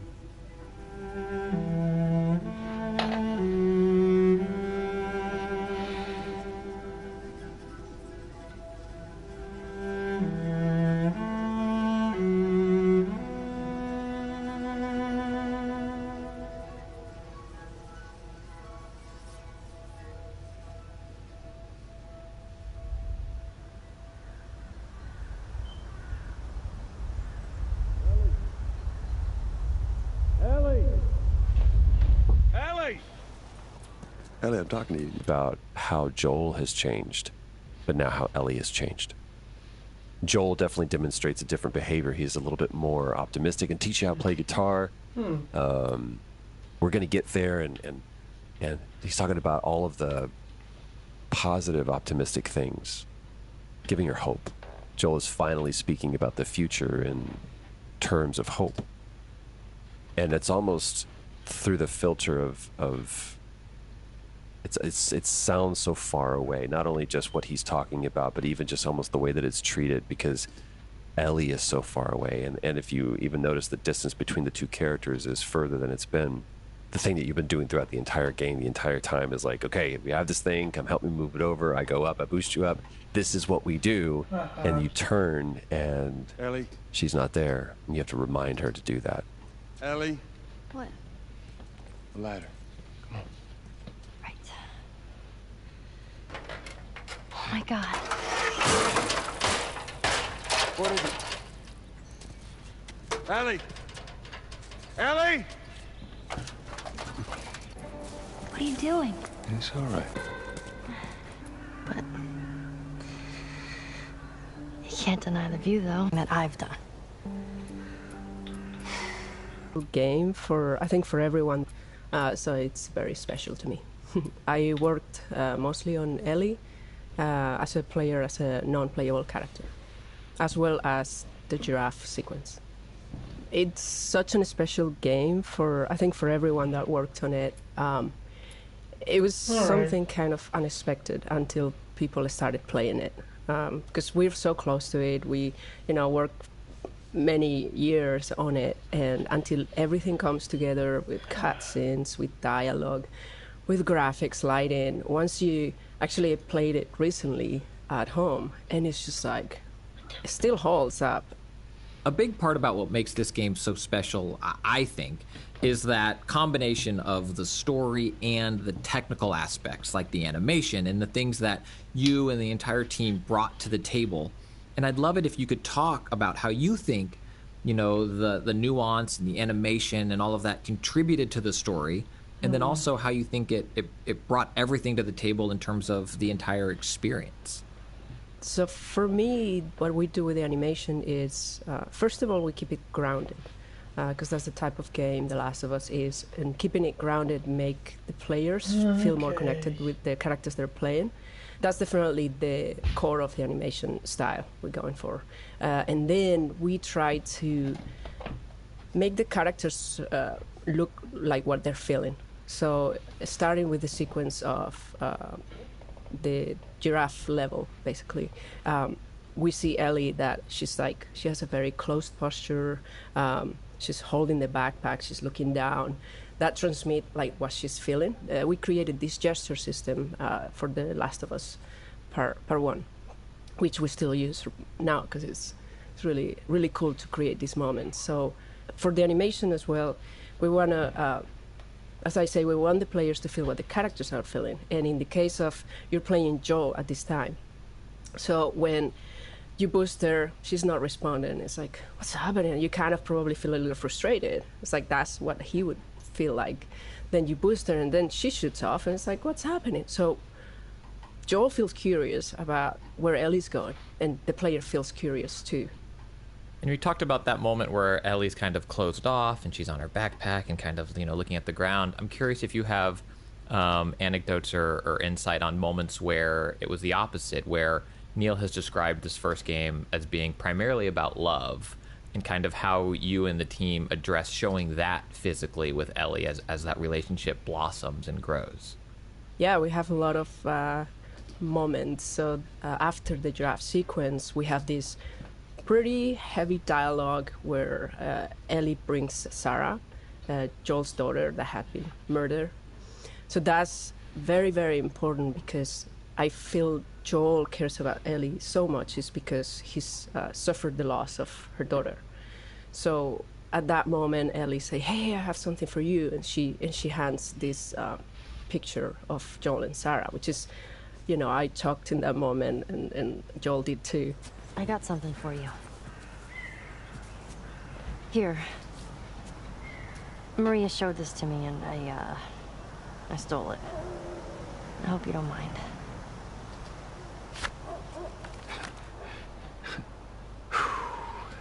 Well, no matter how hard you try, I guess you can't escape your past. Thank you. Okay, I have to bring this up because it's one of the most iconic scenes in the game. Talk to me about the giraffes. It was a very interesting evolution on that level. I remember when Peter Field, the designer of that level, we have level kickoffs in the theater, so every member of the team that is involved in that level, we get together and the designer present what the level flow would be like. So he started all sitting down and he presented this level, no combat, no traversal, and just giraffes. Everyone was very skeptical of that working, because it's like, no combat, like nothing? All right. So he was a true believer. I think it was too, obviously. And once things started coming along together, everyone was like, oh, okay. You know, it's an opportunity to give the player some rest, enjoy the beautiful overgrown environments, the wildlife that the lack of humanity, brings out there. And, I'm not sure why giraffes were chosen, but I think it was the best choice because it's such a majestic animal that everyone likes, and so unexpected that when you see it, you are really surprised. I'm curious how the game affected you and kind of what that experience was for you when it was all said and done. So the first thing I thought was like, I don't want to play any other game that is not like this one. Seriously, it's like living in the story. So I really enjoyed that, and since then I try to find games that are more like that, so I can live the characters, live the life they're living. So yeah, as a human being, it's just how, and also everything started coming together at the end, which we have all these levels, they're like scattered, like you kind of know what's going on until you sit down and start playing through the whole game. It's when you realize, oh wow, this is a story, this is a game. At the beginning, there's like levels that are not even online, or dialogue is not in, like cutscenes is still not in, or like in very rough form. It's like the last year, 6 months, where everything is together. The lighting comes on, the sound is on, the effects. It's just, and it happens in a very short amount of time. Everyone is working constantly. But when everything comes together, is where you realize, like, wow, yeah, this is something else.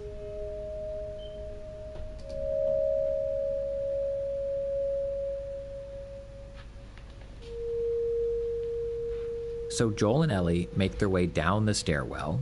Look, I know you mean well, but there's no halfway with this. Once we're done, we'll go wherever you want. Okay? Well, I ain't leaving without you. So let's go wrap this up. They're heading to the hospital. Well, this place takes me back. How so?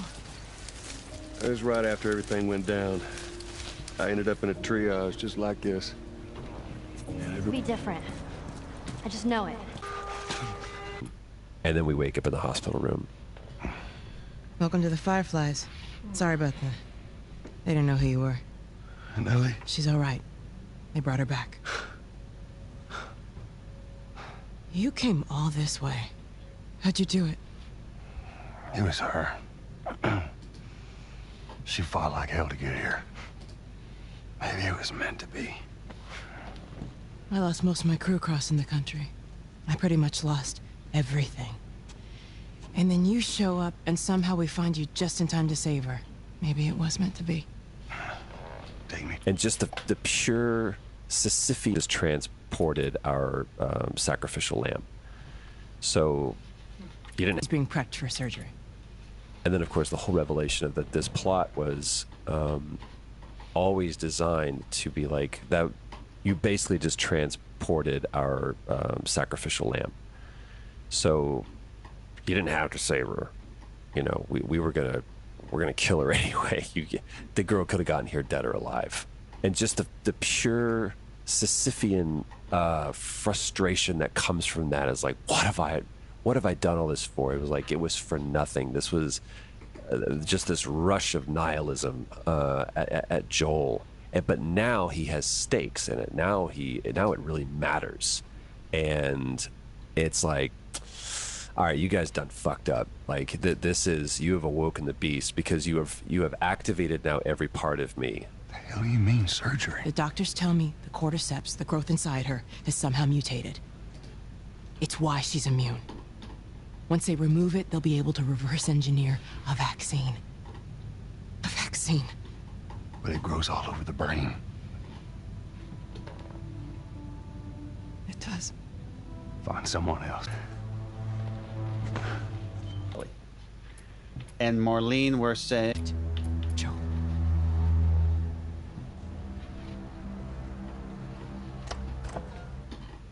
Marlene and Joel, their similarity is that they both care for Ellie. And Marlene were revealing that knew Ellie's mom and made this promise to Ellie's mom that she would watch over this girl. And now she has to go back on that promise in order to fulfill the Firefly's whole kind of objective, which is to restore mankind. This is the thing that she's dedicated her life to, means killing the daughter of someone she cared about. I know Marlene didn't know this is the consequences of bringing Ellie here. She is surprised by that as well. However, she accepts it in a way Joel doesn't. And she's wrestled with it. And now she's already by the time Joel shows up in the hospital, she's already come to terms with that decision. Which is why she feels like she makes the mistake of keeping Joel alive, because she sees here's the one person in this hospital that could understand what she's gone through. Except he doesn't, because he doesn't agree with her final decision. But her mercy is what actually ends up killing her. And I guess her other sin is that she didn't run this by Ellie. Like, neither one of them, they're both playing the protective parent that it thinks they know what's best for this kid and the world. But neither one of them is asking the kid, what do you think is best for you? Go on. Move. I said move.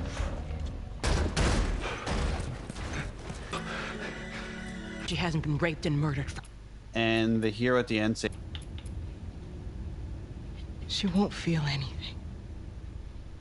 You have so many games and movies and books Almost and done other now. stuff in this genre where it's about saving the world, and So the hero at the far, end saves the I've world. not learned a whole And lot, it just but it's doesn't good to see feel that being- real, and it doesn't capture something as interesting about human or this I wish theme there of was like this subtitles as unconditional well. love of parents To have for at least their like child thing had is some that subtitles like it could be thing show off what they're psychotic. saying at least, especially It if could we're like drive you distracted, to or insane for, things you of, have to how like speak protective you over can be the of your commentary basically. So this idea of that you would get That's to the one issue end I have with and then these so choose to far. not save the world felt so more honest to me about like what we would do in this situation, and that it's ultimately like there is no cure. It's not about that. It's about saving the ones we love. And playing someone that could easily be perceived as the villain, that at the end of it you could be the villain. I know a lot of players saw it that way, and I like the idea that they were seeing it that way, and that people make the argument for Joel as the bad guys. And to me, it's like you can make the same argument with equal weight that the Fireflies are the bad guys. That here are people that are willing to kill a kid in the hopes of making a vaccine. And then it gets to this whole philosophical conversation that I love. It's like, do the ends justify the means? At what point in pursuing good have you become bad? And there are no clear answers here. There isn't like, okay, well, here's the line. It's like, if you kill 10 people to save 1 million, then that's okay. But if you kill 100, that's too much. Like, no, I don't know how you draw those lines.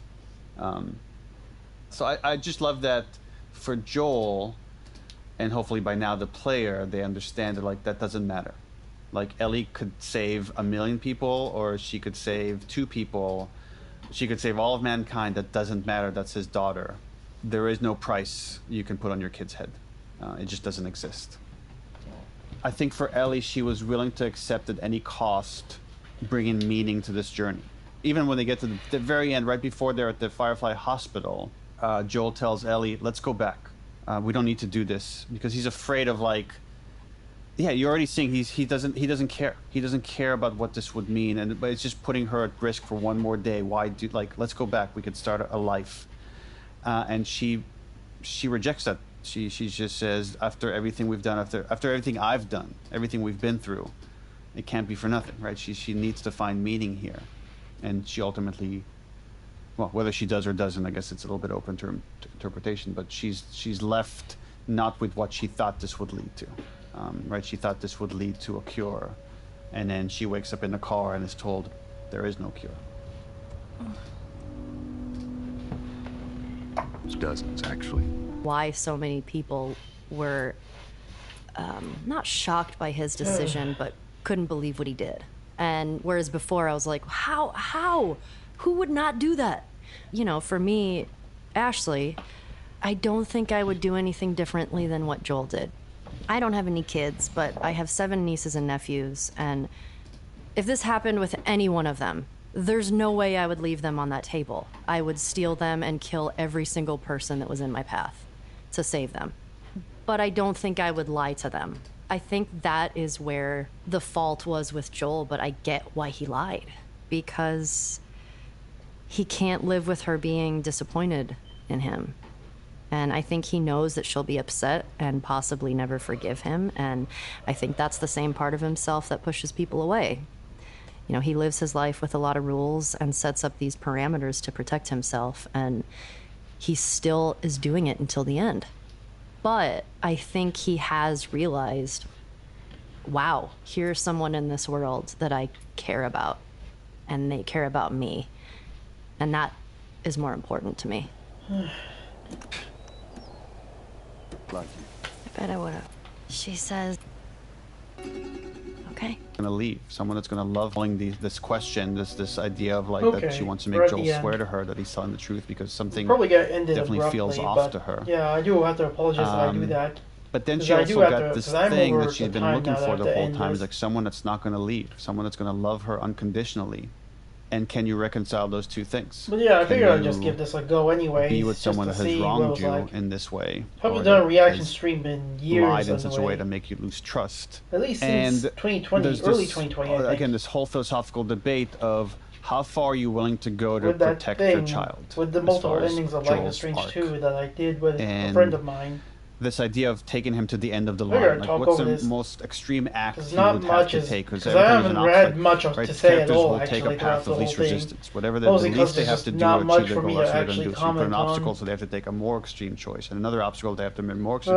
But, Okay, yeah, I now figured he's it like, was just an interesting Tess experiment to has do. died. He sacrificed that. Okay, now he's sacrificing his But yeah, safety, next but now he's time when I sacrificing. do come back to stream, he I will opens definitely himself up to start loss with in a way the that he hasn't roguelike before. for Last So of he Us started Part 2. sacrificing himself. Okay, he's I'll talk sacrificing more all of about that mankind game in my to say, experience okay, with where do you go last after year. that?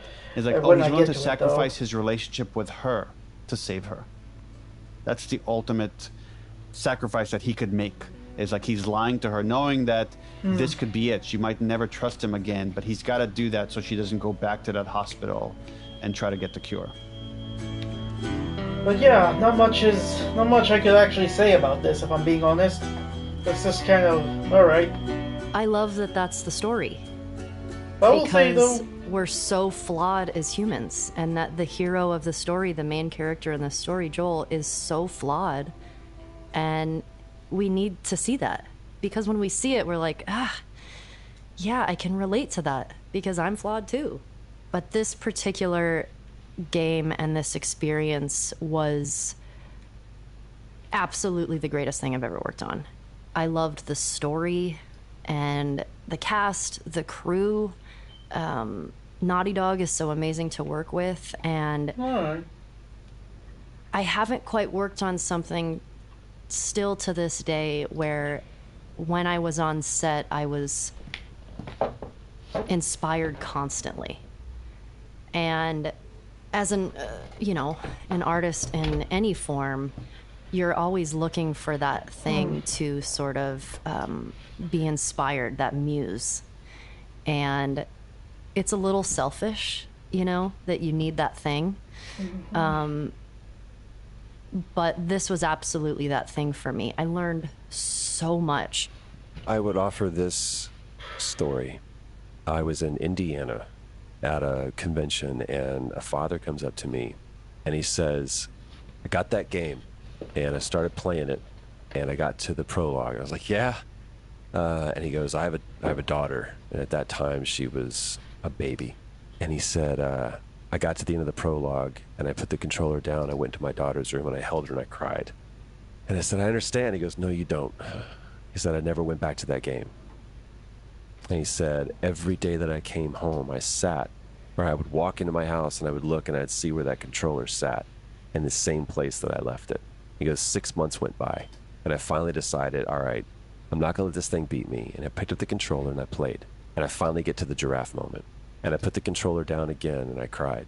And he said, it dawned on me that sometimes we have to go through the hard times in order to find our giraffe moment.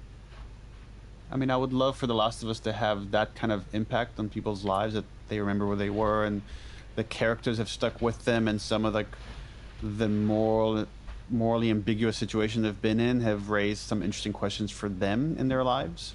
Just that is incredible. And I guess seeing some of that right now, years later, you could like see that there's communities on Reddit that this game has brought together. There are people that got married because they were both fans of The Last of Us and that have named their first daughter Ellie. So just the fact that this game has been able to connect people in such a positive way has been incredible. And we now have people that work at Naughty Dog that have gotten into games and have come to work at Naughty Dog because the game inspired them to make video games.